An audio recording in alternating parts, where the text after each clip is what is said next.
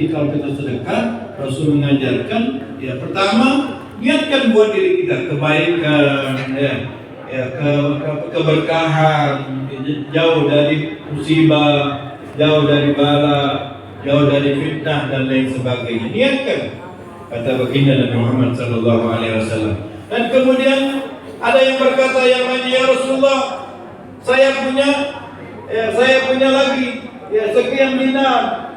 Kata Rasulullah, anfiqhu. Orang yang menjawab mempunyai sekian dinar itu kau sedekahkan hartamu tersebut, kau niatkan ala zaujati kepada pasanganmu, yang istri kepada suaminya niatkan kebaikan, yang suami kepada istrinya akan kebaikan. Kemudian menjawab yang lainnya, ya Rasulullah, tidak mau kalah sahabat yang lainnya. Ya Rasulullah, ini dinaran, saya juga punya beberapa dinar ya Rasulullah. Maka kata Rasul, anfiqhu ala waladi. Kau infakkan, kau sedekahkan, kau niatkan buat anak-anakmu.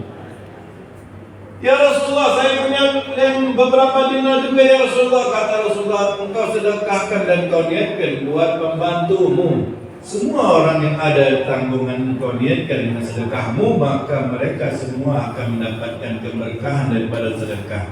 Maka itu kalau satu kali, lalu bagaimana kalau kita setiap harinya bersedekah?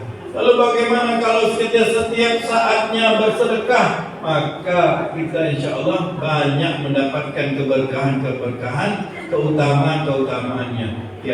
Sedekah tidak harus dengan duit, sedekah bisa dengan makanan, sedekah bisa dengan membantu, sedekah bisa dengan senyuman, Yang penting kita berbuat baik, Yang penting kita menjadikan.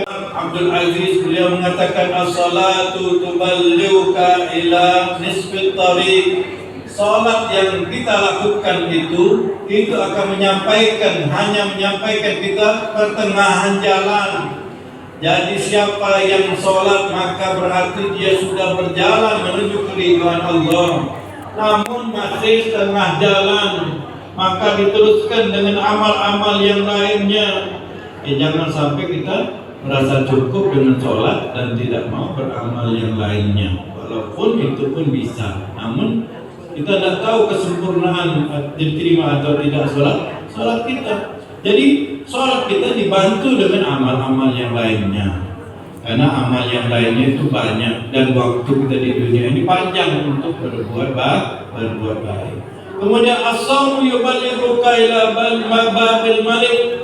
Dan puasa yang kau lakukan itu bisa menyampaikan ke depan pintunya raja, ke depan pintunya Allah Subhanahu wa taala. Jadi setelah sholat kita berpuasa Senin Kamis apalagi puasa Ramadan, kita jaga betul-betul, kita baguskan betul-betul. Puasa yang kita lakukan bisa menyampaikan ke depan pintunya Allah Subhanahu wa taala. Apakah Allah punya pintu? Tidak juga. Bukan Allah punya pintu, maksudnya sudah dekat di hadapan Allah Subhanahu wa taala. Allah Subhanahu wa taala tatkala memberikan rahmatnya, kita dapat rahmatnya. Allah Subhanahu wa taala berikan kemurahannya, kita dapat kemurahan Allah.